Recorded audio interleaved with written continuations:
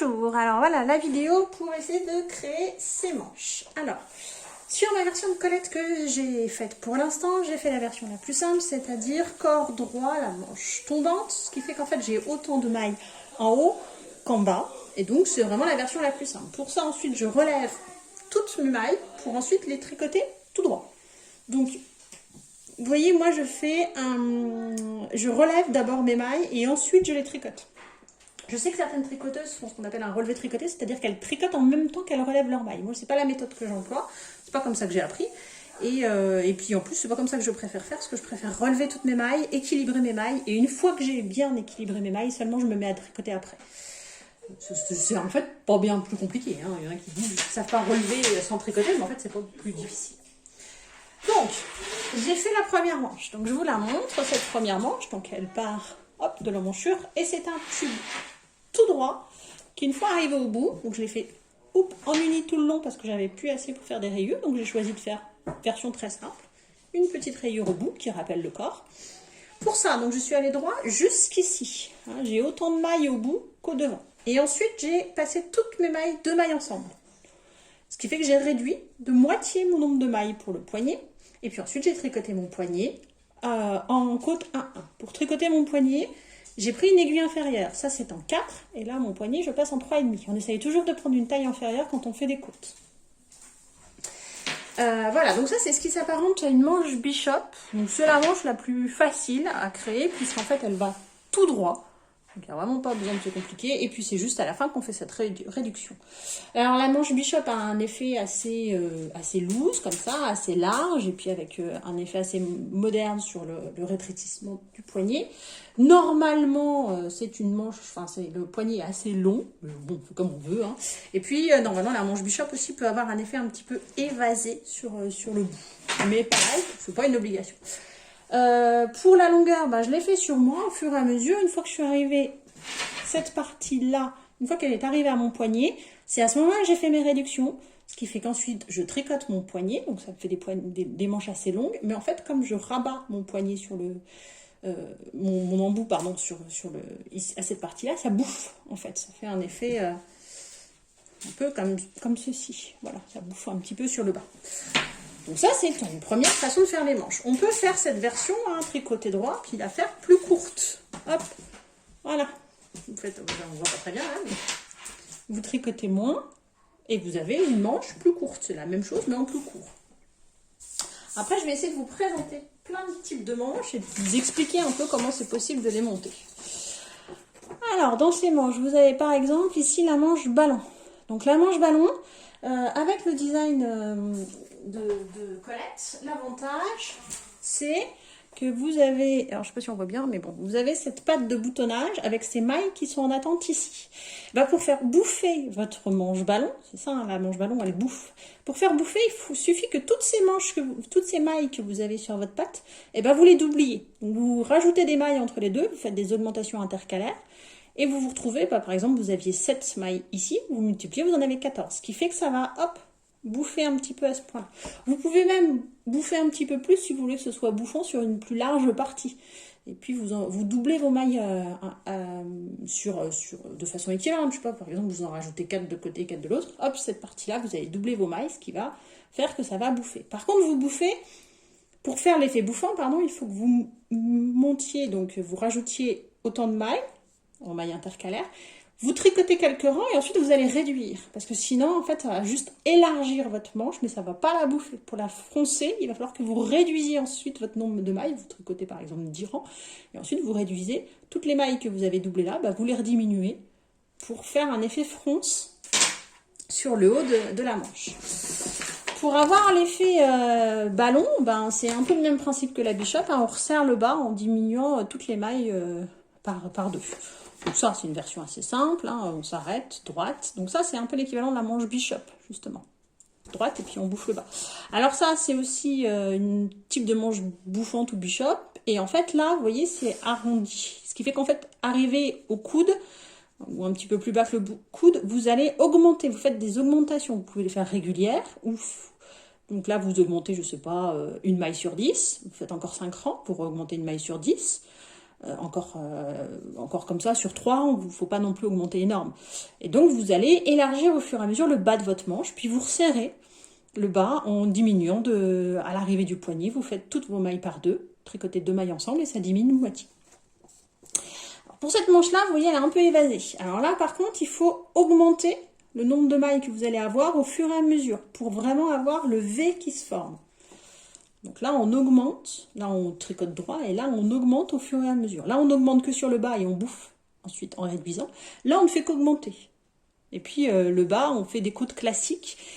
Potentiellement même, on peut faire un high cord pour finir. Pour que vraiment ça... Parce que si vous faites des côtes, ça va réduire quand même un petit peu. Si vous voulez vraiment un effet comme ça droit, un peu manche chinoise, vous faites un high cord, ça va juste permettre que votre jersey ne roulotte pas. Donc ça, c'est pas dur, hein, vous faites rien, vous faites juste un petit bracelet de manche. Donc pour faire un bracelet de manche, vous relevez et ensuite vous tricotez directement 5-6 rangs en côte. Bon, ça peut être un peu plus, un peu de 10 rangs en côte, c'est vous qui voyez.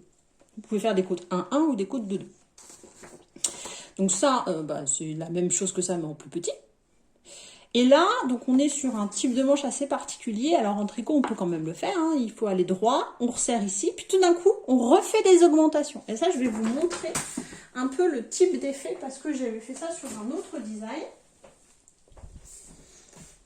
Hop, voilà ce qu'on peut obtenir. Vous voyez, j'ai tricoté droit toute ma manche.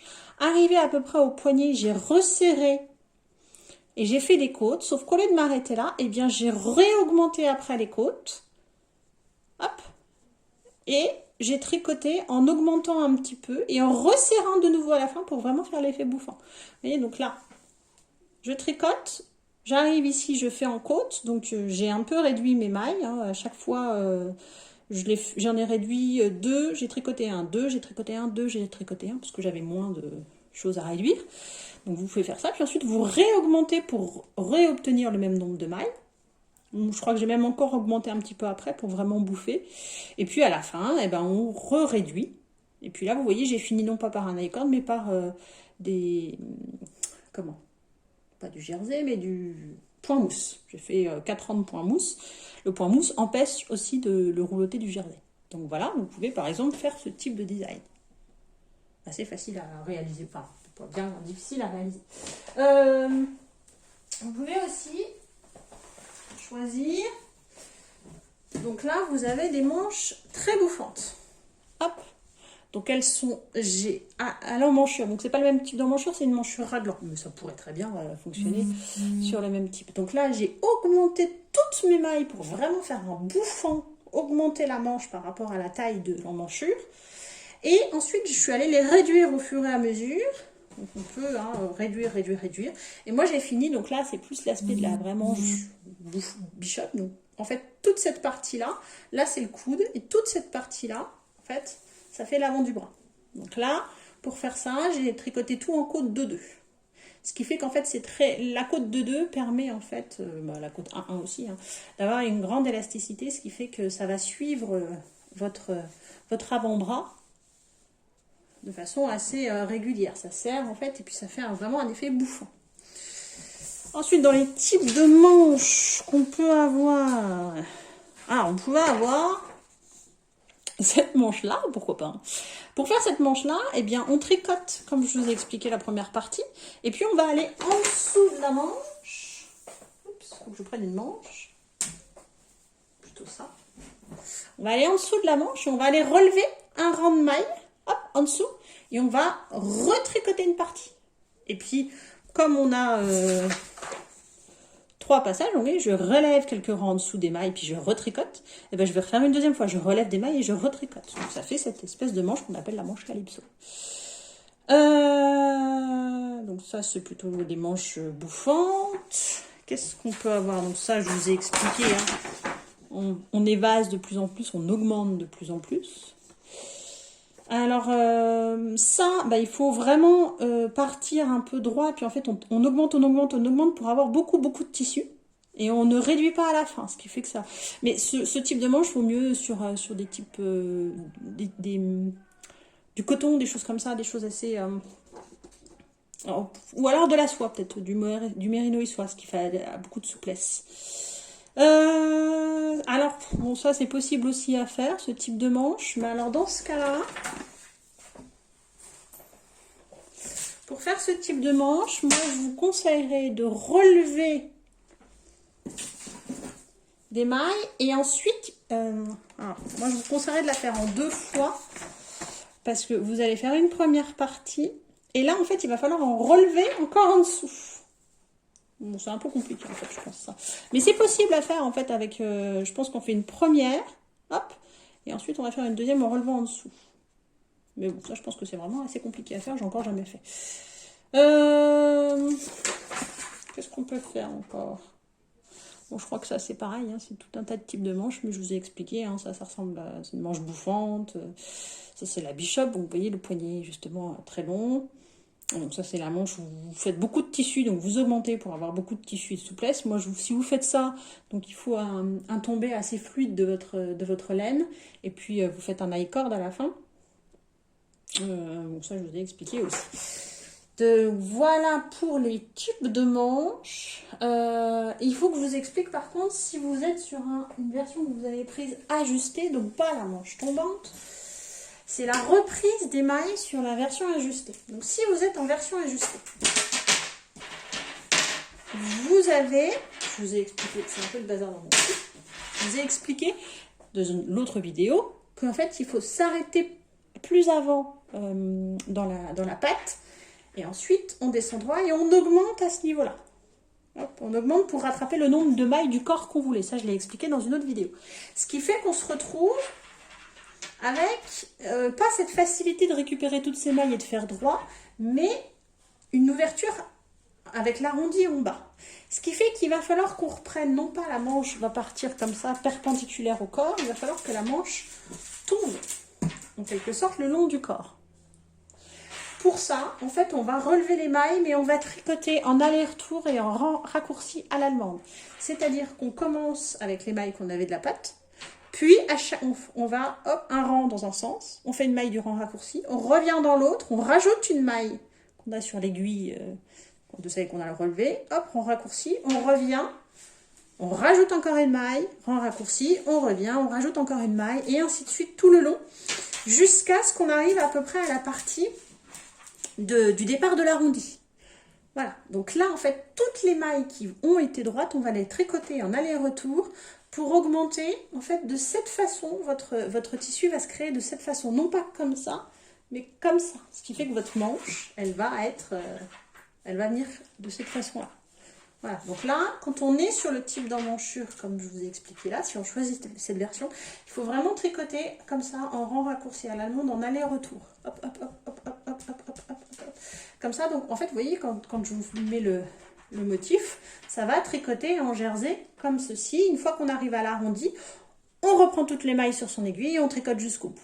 Puis éventuellement, en fonction de la taille de manche qu'on va, on va relever des mailles ici. Mais ça, c'est vraiment pas obligatoire, ça dépend de la taille d'emmanchure que vous avez choisi et du nombre de mailles que vous voulez sur votre manche. Voilà, donc je crois que je vous ai expliqué déjà pas mal de choses sur pas mal d'idées sur des manches à faire. Ah non, il y a une autre version que je ne vous ai pas encore expliquée, pardon. La version la plus simple, c'est la manche ajustée, c'est-à-dire celle qui suit en fait le corps. Donc sur cette version de Scarlett, hop, j'ai fait une manche ajustée. Vous voyez, elle est plus large en haut qu'en bas. Et bien pour faire ça, en fait, sous le bras, on va déterminer donc la maille centrale, où on met son marqueur. Autour de cette maille centrale, le mieux étant de laisser une maille d'un côté et une autre, et ensuite de faire une réduction juste avant cette maille à gauche et cette maille à droite. Donc pour faire ces réductions, on fait le marqueur, je tricote une maille, ensuite on fait une réduction, inclinée vers le marqueur, on fait son rang, on fait une réduction inclinée vers le marqueur, on fait sa maille, marqueur. Et ça, ces réductions, vous voyez, on les fait de façon espacée. On laisse à peu près 3-4 cm entre chaque réduction. Donc pour faire ces réductions, celle qui s'incline comme ça, c'est glisse, tricote vers la gauche. Celle qui s'incline vers la droite, c'est 2 mailles ensemble. Il me semble, parce que j'ai un petit problème de latéralisation à chaque fois et je ne sais jamais laquelle est laquelle. Mais voilà, donc vous inclinez votre réduction vers l'intérieur et vers l'intérieur. On les voit bien aussi. Alors, vous voyez, j'ai choisi de faire la même chose sur le corps pour ce pull-là. Et on voit... Je ne sais pas si vous voyez bien. Voilà, on voit un peu le dessin que ça fait le long du corps. Voilà, donc ça c'est la manche ajustée. Donc je vous ai expliqué la manche bishop, la manche bouffante, la manche ajustée, la manche droite, la manche chinoise. Bon, la manche papillon elle est quand même un peu difficile à faire. La manche calypso, donc celle où on rajoute des en dessous, en reprenant en dessous. Donc vous avez déjà énormément de versions de manches possibles. La manche très bouffante, le poignet froufrou. Ça fait déjà beaucoup de versions de manches à faire. Et bah écoutez, je pense qu'avec ça, vous devriez avoir pas mal d'indications. Donc je vous dis à bientôt.